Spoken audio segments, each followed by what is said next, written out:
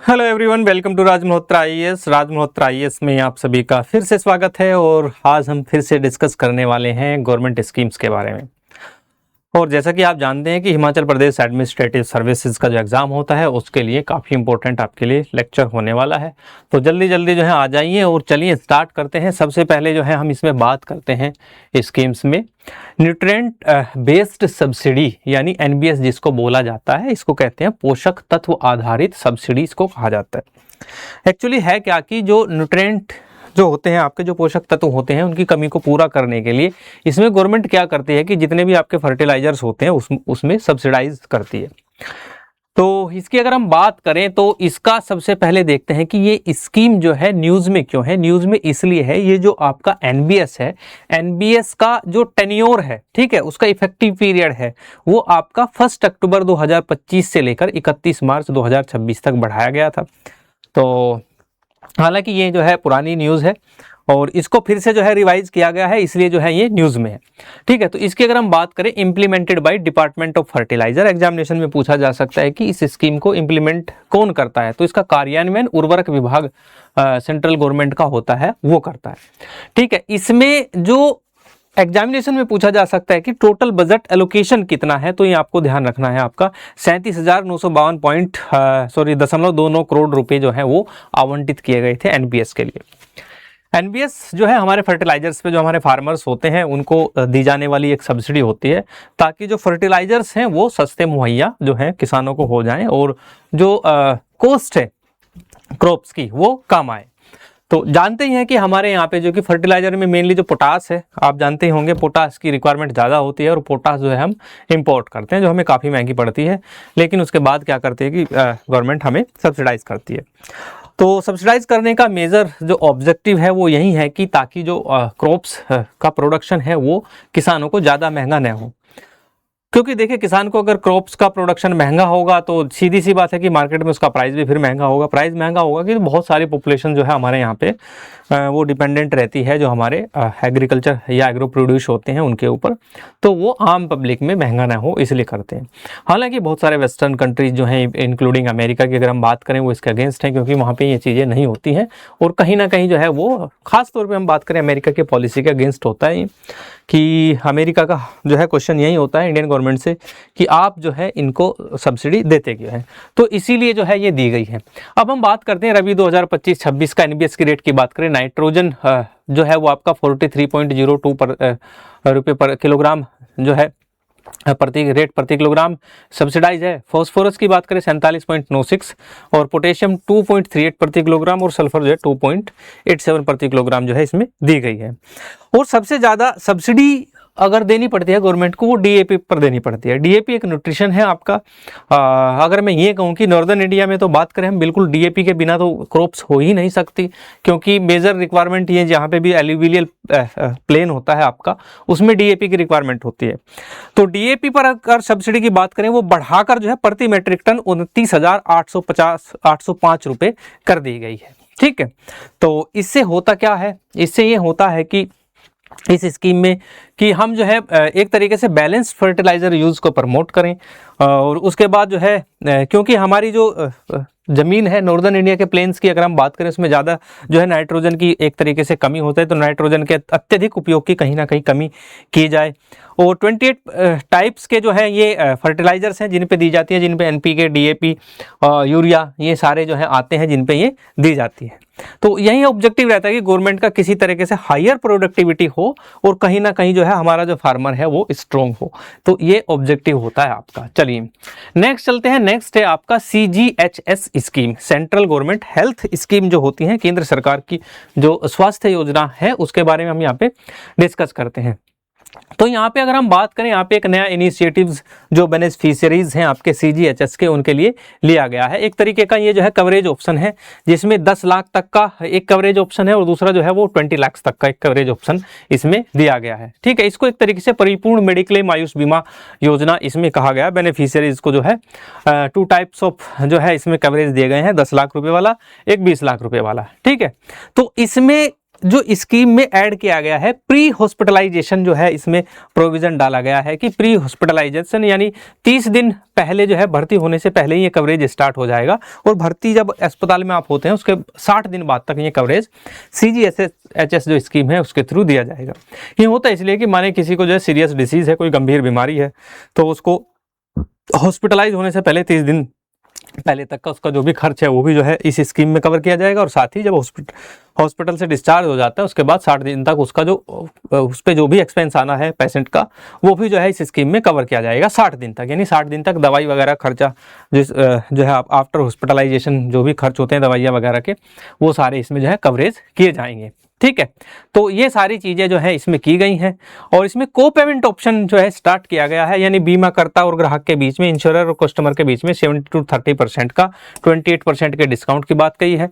को पेमेंट जो है इसमें दिया गया है, अगर 50-50 का जो है को पेमेंट है तो उसमें 42% जो है इसमें बात की गई है आपकी किसकी कि जो है इसमें डिस्काउंट दिया जाएगा। तो ये सारी चीज़ें होती हैं। इसमें रूम रेंट की लिमिट 1% जो है नॉर्मल रूम के लिए, और ICU के लिए 2%, और नो क्लेम बोनस जो है 10% इसमें दिया गया है। और एक तरीके से कॉम्प्रिहेंसिव कवरेज है, इसमें आयुष प्लस एलोपैथी दोनों का कवरेज जो है दिया गया है। और ये जो स्कीम है आपकी, जितने भी आपके फॉर ऑल CGHS बेनिफिशियरी, जितने भी आपके केंद्रीय सरकारी स्वास्थ्य योजना के जो लाभार्थी हैं उनके लिए ये स्कीम दी गई है। ठीक है, ऑब्जेक्टिव क्या है? ऑब्जेक्टिव है boost India's export competitiveness and support जो है एक्सपोर्टर्स, और साथ ही जो है एक्सपोर्ट प्रमोशन मिशन EPM, तो इसके लिए ये चीज़ें होती हैं। और इसमें जो सहभागी है वो न्यू इंडिया इंश्योरेंस की है, ये गवर्नमेंट टाउन जो है इंस्टीट्यूशन है आपका, ये सारी चीज़ें। चलिए नेक्स्ट चलते हैं। नेक्स्ट है आपका लखपति बिटिया योजना। ठीक है, लखपति बिटिया योजना दिल्ली गवर्नमेंट की जो चीफ मिनिस्टर है एका गुप्ता, उनके द्वारा ये लॉन्च की गई है। यूँ कहीं कि दिल्ली सरकार ने जो है इसको लॉन्च किया, और 1 अप्रैल 2026 से जो है ये आपकी स्टार्ट हो चुकी है। इसमें है क्या, ये एक तरीके का मैच्योरिटी प्लान है। ठीक है, जो दिल्ली गवर्नमेंट जो है इसे लॉन्च कर रही है। इसमें जब भी कोई बेटी होती है तो उसकी बेटी पर जो है उसको 11,000 की ये जो है फाइनेंशियल सपोर्ट किया जाएगा, और जो वो फर्स्ट क्लास में एंट्री कर जाएगी तो उसको 5,000 का फाइनेंशियल सपोर्ट मिलेगा। ठीक है, इसी तरह एडिशनल अमाउंट जो है कक्षा 6, 8, 10 और 12 अलग अलग लेवल पर मिलते रहेंगे, और लास्ट में जब उसे कोई जो है पोस्ट ग्रेजुएट PG या कोई जो है PG डिप्लोमा करना होगा, तब ये जो राशि है उसको 20,000 एक्स्ट्रा इसमें ऐड की कर दी जाएगी। टोटल जो है इसको 1 लाख प्लस का जो है विद इंटरेस्ट ब्याज रहित जो है इसको एक इसमें लोन भी दिया जाएगा आगे अगर वो कुछ करना चाहती है। तो ये मैच्योरिटी कब बनेगी इसकी, जब जो है बच्ची जो है वो 12th पास कर लेगी और 18 वर्ष से की उसकी उम्र होगी कम से कम मिनिमम, तब उसकी जो है मैच्योरिटी बनेगी। तो ये इसमें बताया गया है। तो एक तरीके की टोटल जो राशि है वो 1 लाख से अधिक यानी 1 लाख प्लस इसमें राशि होगी लखपति बिटिया योजना में। ओके, चलिए नेक्स्ट है आपकी सौभाग्य और DDU-GJY स्कीम्स। ठीक है, दीनदयाल उपाध्याय ग्राम ज्योति योजना जो पहले से चली हुई है हमारी, इसका ऑब्जेक्टिव था कि हर गांव को जो है वो इलेक्ट्रिसिटी यानी हर गांव का इलेक्ट्रिसिटी से जोड़ने का काम था, यानी बिजली से जोड़ना था। और एक तरीके से देखा जाए ग्रामीण विद्युत प्रणाली को सुदृढ़ करने के लिए ये जो है आपका DDU-GJY यानी दीनदयाल उपाध्याय ग्राम ज्योति योजना जो है इसमें लगाई गई थी। वहीं सौभाग्य की जो स्कीम है ये आपकी प्रधानमंत्री सहज बिजली योजना है। इसका उद्देश्य था सभी इच्छुक और गैर विद्युतीकृत ग्रामीण को, गरीब शहरी परिवारों को बिजली कनेक्शन प्रदान करना। इसका ऑब्जेक्टिव था विद्युतीकरण करना। ठीक है, गांव का विद्युतीकरण करना और इसमें जो है विद्युत कनेक्शन देना दोनों में। तो ये जो स्कीम है इसकी अगर हम बात करें तो स्कीम का जो है ओवरव्यू देखें, अब तक जो है इसमें 2.86 करोड़ जो है टोटल जो आपके कनेक्शंस हैं वो दिए जा चुके हैं ग्रामीण एरिया में, यानी रूरल एरियाज में जो है 2.86 करोड़ कनेक्शन अब तक हो चुके हैं। ये एक तरीके से देखा गया है इसका ओवरव्यू दोनों स्कीम्स की अगर हम बात करें, हालांकि न्यूज़ में है, इसमें ये ओवरव्यू देखा गया है कि एक तरीके से कि कितने कनेक्शंस दिए गए हैं। अब ये स्कीम्स की अगर हम बात करें 31 मार्च 2022 को दोनों स्कीम्स जो हैं वो अपना जो ऑब्जेक्टिव था उसे पूरा करके वो बंद हो गई हैं, यानी इन स्कीम्स को बंद कर दिया गया था। ठीक है, चलिए नेक्स्ट है NESIDS स्कीम्स। ठीक है, तो ये जो NESIDS स्कीम है ये मेनली जो है नॉर्थ ईस्ट रीजन के लिए है आपका। ठीक है, ये जो नॉर्थ ईस्ट वाला जो रीजन है उसके लिए है। इसका अप्रूवल की अगर हम बात करें, इसमें जो है टोटल जो है 82 परियोजनाएं हैं और 47 4703 5.81 करोड़ की जो है इसमें अप्रूवल्स हैं। और इसके कंपोनेंट की बात करें तो 2022-23 में जो है इसको रिस्ट्रक्चर्ड किया गया था। NESIDS के रोड्स और उसकी जो है रोड्स के अलावा जितने भी प्रोजेक्ट्स हैं वो सारे इसमें हैं। इसका जो फंडिंग है वो टोटल जो फंडिंग है नॉर्थ ईस्टर्न रीजन के लिए उसमें 100% जो है सेंटर जो है इसको फंड करेगा। ये सारी चीज़ें इसमें आई हैं। इंफ्रास्ट्रक्चर डेवलपमेंट की बात करें, इसमें जो है आपका वाटर सप्लाई, ठीक है, पावर, ठीक है, टूरिज्म, कनेक्टिविटी, एजुकेशन और हेल्थ, ये सारी चीज़ें जो हैं इसमें इस स्कीम में कवर की जाएंगी। नेक्स्ट आती है आपकी स्त्री सुरक्षा योजना। ठीक है, स्त्री सुरक्षा योजना की अगर हम बात करें तो ये स्टेट ऑफ केरला ने स्टार्ट की, यानी केरल सरकार ने इसको स्टार्ट की है। केरल सरकार के जो चीफ मिनिस्टर हैं पिनाराई विजयन, इन्होंने इसको स्टार्ट किया है। इसमें जो है मंथली एक पेंशन प्लान है, जो पेंशन दी जाएगी वो 1000 रुपये मंथली दी जाएगी। किनको? वुमेन्स को। ठीक है, जो वे वुमेन्स हैं जो असहाय हैं, ठीक है, उनको जो है एक एड के रूप में दी जा रही है। और टोटल जो इसमें लाभार्थी होंगे वो आपके 10,18,042 लाभार्थी इसमें ऐड होंगे। ठीक है, ये आपको ध्यान रखना है। मेनली वुमेन एम्पावरमेंट को जो है सिक्योर करने के लिए चलाई गई है। और इसमें कौन कौन सी वुमेन्स होंगी? जो जिन वुमेन्स के पास कोई एम्प्लॉयमेंट नहीं है, यानी बेरोजगार जो महिलाएं हैं, साथ ही ट्रांसजेंडर जो हैं, जो महिलाएं नहीं हैं, यानी ट्रांसजेंडर भी इसमें कवर किए जाएंगे, खाली महिलाएं नहीं आएंगी। ये आपको ध्यान रखना है। उनकी एज मिनिमम 35 ईयर्स होनी चाहिए और मैक्सिमम जो है उनकी 60 वर्ष, यानी 35 से 60 के बीच में वुमेन्स इसमें होनी चाहिए। और साथ ही कंडीशन ये है कि इकोनॉमिकली बैकवर्ड होनी चाहिए, यानी आर्थिक रूप से वो कमजोर होनी चाहिए। और साथ ही not receive any other social welfare pension. और साथ ही कंडीशन ये है कि जिस वुमेन्स को ये स्कीम मिलेगी, जो इसकी बेनिफिशियरी होगी, वो किसी भी सोशल वेलफेयर स्कीम से कनेक्ट नहीं होगी, अदर किसी स्कीम का वो जो है लाभ नहीं ले रही होंगी। मेन ऑब्जेक्टिव क्या है इसका? Promote gender justice and eliminate economic dependency. और साथ ही ensure dignity and self reliance, यानी एक तरीके से गरिमा और आत्मनिर्भरता सुरक्षित करने के लिए चलाई गई है। ठीक है, अदर जेंडर इनिशिएटिव्स की बात करें तो पिंक पुलिस विंग जो है वो चली हुई है इसमें। और लैंगिक बजट लागू करने वाला जो है पहला स्टेट है आपका केरल। ये भी पूछा जा सकता है जो है जेंडर बजटिंग की अगर हम बात करें तो जेंडर बजटिंग को लाने वाला कौन है? बहुत एग्जामिनेशन में क्वेश्चन पूछा जाता है, खास तौर पे मेंस एग्जामिनेशन में जो है जेंडर बजटिंग जो होती है आपकी, यानी लैंगिक जो बजट है उस पर क्वेश्चंस जो है वो पूछे जाते हैं। नेक्स्ट है भाव्य योजना। ठीक है, तो भाव्य योजना की अगर हम बात करें तो ये एक तरीके से world class industrial infrastructure for a development India, यानी भारत में एक वैश्विक स्तर का इंफ्रा हमें डेवलप करना है। उस उद्देश्य से जो है सेंट्रल गवर्नमेंट ने जो है वो भाव्य योजना जो है लॉन्च की है। भाव्य योजना की अगर हम बात करें, इसको जो है अप्रूवल मिला है कैबिनेट से। प्राइम मिनिस्टर नरेंद्र मोदी जो है इसको चेयरिंग करेंगे, यानी इसके चेयरपर्सन, यानी इसके जो है अध्यक्ष होंगे। और इसमें टोटल आउटले जो है वो 33,660 करोड़ रुपए है। लक्ष्य 100 प्लस जो है 100 प्लग एंड प्ले जो है आपके औद्योगिक या इंडस्ट्रियल जो पार्क हैं वो बनाने हैं। और पैमाना जो इसका रहेगा वो मिनिमम 100 एकड़ से लेकर 1000 एकड़ तक के ऐसे जो है आपके ये इंडस्ट्रियल पार्क जो है वो डेवलप किए जाएंगे। ठीक है, ऑब्जेक्टिव क्या है? बूस्ट मैन्युफैक्चरिंग कैपेसिटी, यानी जो आपकी विनिर्माण क्षमता है उसको बढ़ाना है। और एसेलरेट इकोनॉमिक ग्रोथ, और भारत की जो आर्थिक वृद्धि है, जो इकोनॉमिक ग्रोथ है उसको एसेलरेट करना, तीव्र करना, ये ऑब्जेक्टिव है। प्लग एंड प्ले अवसंरचना, यानी इंफ्रास्ट्रक्चर बनाना। और industrial development nation wide develop करना। और इसके साथ ही इससे क्या होगा कि जॉब्स, इन्वेस्टमेंट और प्रोस्पेरिटी वो बढ़ेगी। और ये जो है आपका मेक इन इंडिया का प्लान है। ठीक है, फेयर से फुर्सत, वन रूट वन फेयर, ये स्कीम है आपकी फेयर से फुर्सत। इसको 18 मार्च 2026 को लॉन्च किया गया था। और रीवा से रायपुर जो है उड़ान इसका उद्घाटन किया गया था।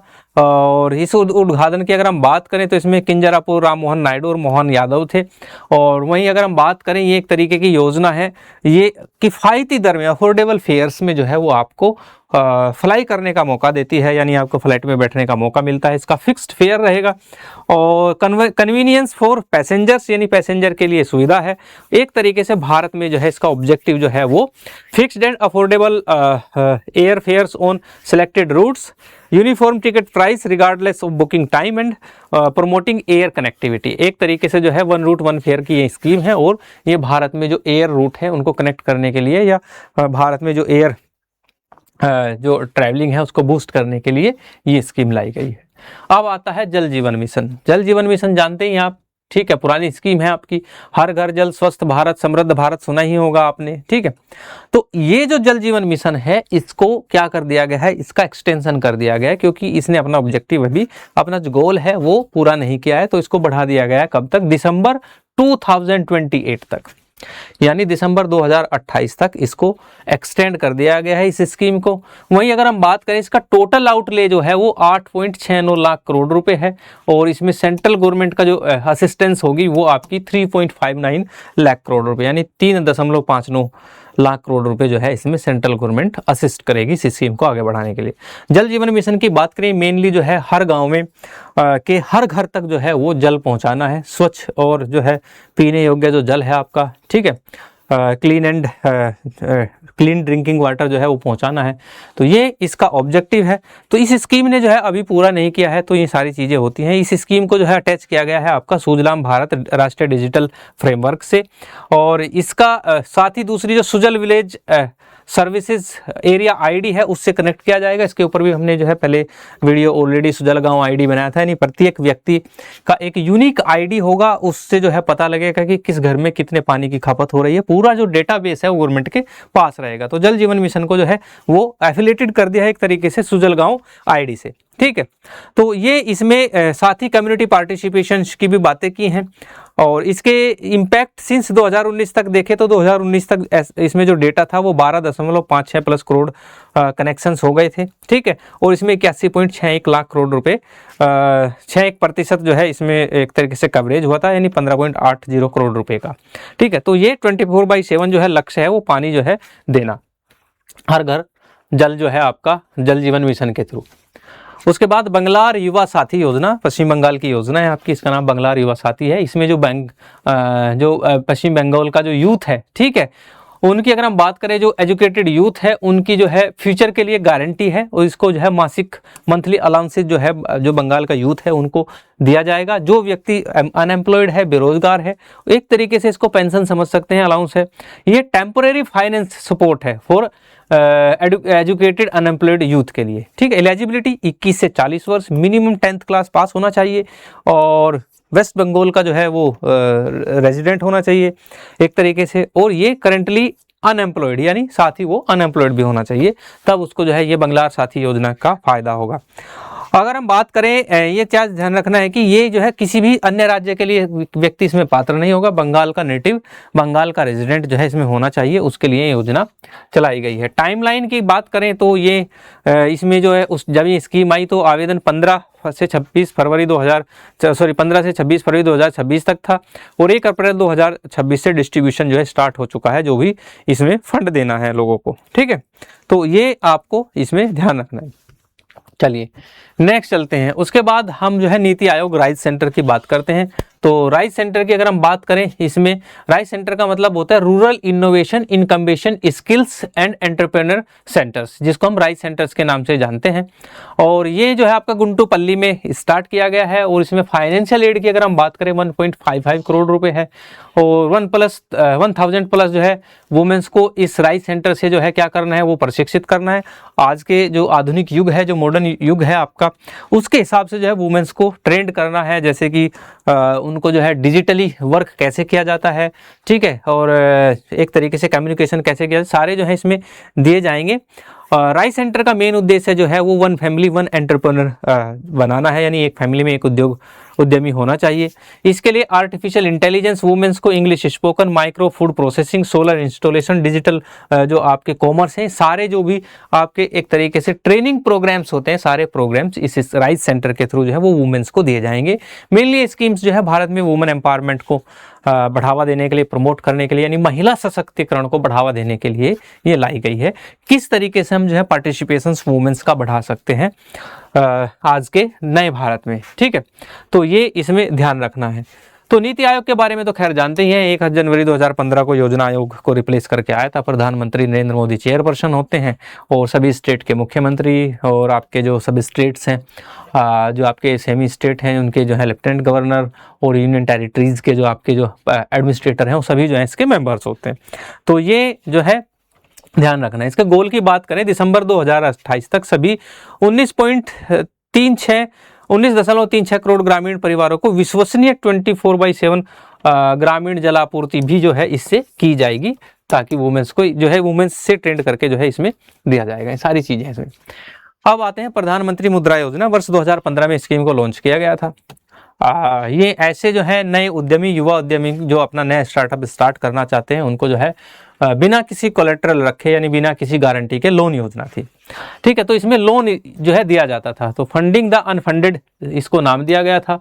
और प्रधानमंत्री मुद्रा योजना की अगर हम बात करें तो इसमें अब तक जो है 40.07 लाख करोड़ जो है इसमें कुल ऋण वितरण हो चुका है, और टोटल 57 करोड़ प्लस जो है इसमें खाते हैं, और 12 करोड़ प्लस जो है इसमें नए जो है उद्यमी ने शुरुआत की है।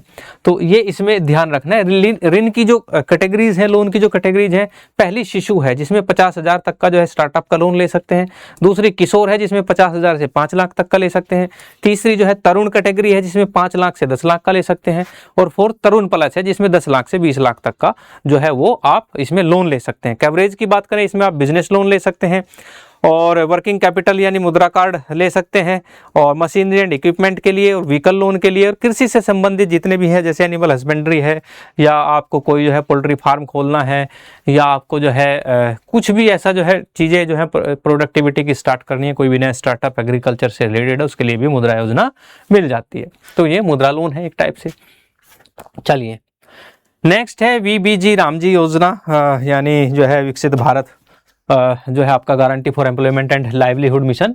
ये क्या है कि जो आपकी MG नरेगा थी पहले, उस स्कीम को रिप्लेस किया है इसने। कुछ नया नहीं है, कुछ चीज़ें थोड़ा बहुत चेंज हुआ है, नाम बस बदल दिया है। विकसित भारत ग्रामीण rural assessment rural employment and livelihood mission के नाम से गारंटी फॉर रखा गया है इसका। तो इसकी अगर हम बात करें, ये 1 जुलाई 2026 से जो है इफेक्टिव है, मनरेगा का स्थान लिया है इसने। और पहले क्या था कि जो आपकी MG नरेगा थी वो 100 दिन का गारंटी प्रोग्राम था, ये 125 दिन का गारंटी प्रोग्राम है। इसका बजट आवंटन की बात करें 95,692.31 करोड़ रुपए जो है इसमें आवंटन किए जा चुके हैं। भुगतान 15 दिन के भीतर जो है सीधे DBT के माध्यम से जो भी इसके बेनिफिशियरीज हैं उनको दिया जाएगा। और सभी को जो है जॉब कार्ड, ठीक है, एक प्लास्टिक का जॉब कार्ड दिया जाएगा, और इसमें कोई भी बिचौलिया या जो है गांव का मुखिया या इस टाइप के लोग जो हैं वो इसमें एंट्री बीच में नहीं कर सकते हैं, सीधे जो है उनको दिया जाएगा। और साथ ही इनका प्रयोग पहले जो था वो सार्वजनिक स्थलों की साफ सफाई उनके लिए किया जाता था। अब जो है हमें, क्योंकि हमें विकसित भारत @2047 पे जाना है, तो उसके लिए जो गाँव में जो गाँव के जो मॉडल इंफ्रास्ट्रक्चर है उसको डेवलप करने के लिए, या गाँव में जो है नया जो है चीज़ें डेवलप करने के लिए भी जो है ये जो आपके VBG रामजी स्कीम है, इसके जो जॉब कार्ड होल्डर्स हैं उनका जो है वहाँ पे यूज किया जाएगा। तो ये सारी चीज़ें हैं इसमें। और साथ ही लंबित KYC के कारण किसी को वंचित नहीं किया जाएगा। बहुत सारे के KYC नहीं होते थे तो उनको पेमेंट नहीं मिलती थी, तो ऐसे नहीं इसमें होगा। तो ये आपको ध्यान रखना है। MG नरेगा आप जानते हैं वर्ष 2005 में, ठीक है, UPA सेकंड की गवर्नमेंट हुआ करती थी जिसको इन्होंने स्टार्ट किया था, ठीक है, तो भारतीय राष्ट्रीय कांग्रेस की। और इसमें ऐसा माना जाता है कि राहुल गांधी जो कि अभी ओपोजिशन लीडर हैं, उनका अहम योगदान था, यानी उनका जो है मेजर रोल था इसमें कंट्रीब्यूशन देने के लिए। अब आता है बिहार में आत्मनिर्भर दलहन मिशन, ठीक है, self reliant pulses mission in Bihar. PM आशा योजना के तहत पहली जो है संरचित दलहन खरीद पहल है ये आपकी, ठीक है। इसकी अगर हम बात करें तो खरीद का जो संचालन है, प्रोक्योरमेंट ऑपरेशंस जो है वो NCCF national cooperative consumer federation limited और NAFED national agriculture cooperative market federation of India limited इसको जो है इसमें क्या करेंगे, वो इसका प्रोक्योरमेंट ऑपरेशन देखेंगे, यानी खरीद संचालन देखेंगे। टारगेट इन बिहार 32,000 मीट्रिक टन जो है वो खरीद का लक्ष्य है, और साथ ही 1.4 मीट्रिक टन प्रारंभिक चरण में खरीदी होगी। इससे 59 जो है % फार्मर्स किसानों को लाभ मिलेगा। तो ये सारी चीज़ें इसमें हैं। अब हम बात करते हैं कि इसके प्रोक्योरमेंट फिगर्स की बात करें, जैसे कि चना है, चना जो है 9032 मीट्रिक टन है, यानी 9,032 करोड़ रुपए है। वही मसूर आपका 7.98 मीट्रिक टन है। तो ये इसमें ध्यान रखना है। तो ये पल्सेस मिशन है एक तरीके से, और PM आशा योजना के तहत चलेगा। PM आशा योजना की अगर हम बात करें, वर्ष 2018 में PM आशा योजना को स्टार्ट किया गया था। ओके, नेक्स्ट चलते हैं। नेक्स्ट है अपना डोमेस्टिक कोल गैसिफिकेशन, यानी घरेलू कोयला गैसीकरण की हम यहाँ पे बात कर रहे हैं। तो ये इसकी अगर हम बात करें तो ये clean coal self reliant India energy security के बारे में हम बात कर रहे हैं। तो कैबिनेट को ने इसको अप्रूवल दे दिया है। 37,500 करोड़ की प्रोत्साहन योजना है। इसमें 2030 तक 100 मिलियन टन कोयला गैसीकरण का लक्ष्य रखा गया है। और हमें ये कोयला गैसीकरण का लक्ष्य इसलिए रखा गया है ताकि जो है हम एक तरीके से जो है इंपोर्ट डिपेंडेंसी है उसको कम कर सके। जैसे LNG का इंपोर्ट है, यूरिया का, अमोनिया का और मेथनॉल का जो इंपोर्ट है उसको कम कर सकें। ठीक है, तो जो जितने भी न्यू प्रोजेक्ट्स हैं उसमें फाइनेंशियल इंसेंटिव 20% फाइनेंशियल इंसेंटिव के लिए काम करेगा। और कोयला लिंकिंग जो पीरियड है वो अप टू 30 ईयर्स है। Near about 75 million tons coal and जो है लिग्नाइट गैसिफिकेशन इसमें किया जाएगा। अब चलते हैं नेक्स्ट है आपका मिजोरम जिंजर मिशन। मिजोरम की अगर हम बात करें, मिजोरम ऐसा स्टेट है वो क्या करते हैं कि मेनली उनका जो वहाँ के जो किसान होते हैं हिली रीजन में वो जिंजर का प्रोडक्शन करते हैं, अदरक का उत्पादन करते हैं। ठीक है, तो मिजोरम जिंजर मिशन की अगर हम बात करें, इसका जो है बजट बढ़ाकर गवर्नमेंट ने 189.79 करोड़ का रखा है। और इसमें जो है मिजोरम के जो लोग हैं उनको ट्रेनिंग दी जाएगी, कैसे जो है प्रोसेसिंग करनी है जिससे उनका जो है वैल्यू एडिशन हो, फसल कटाई के बाद नुकसान की कमी को जो पोस्ट हार्वेस्टिंग लॉसेस है उसको रिड्यूस करना, और साथ ही जो है promoting Mizoram's GI certified pharma grade ginger, ये सारी चीज़ें इसमें हैं। तो ये हैं, ये क्या करते हैं कि यहाँ पे इनको सारी चीज़ें सिखाई जाएंगी। जिंजर से जो जिंजर का एक्सट्रैक्ट निकलता है, जो मेडिसिनल यूज़ होता है उसका, ये सारे ट्रेनिंग्स प्रोग्राम्स जो है इस मिजोरम जिंजर मिशन के थ्रू जो है वो मिजोरम में किए जाएंगे।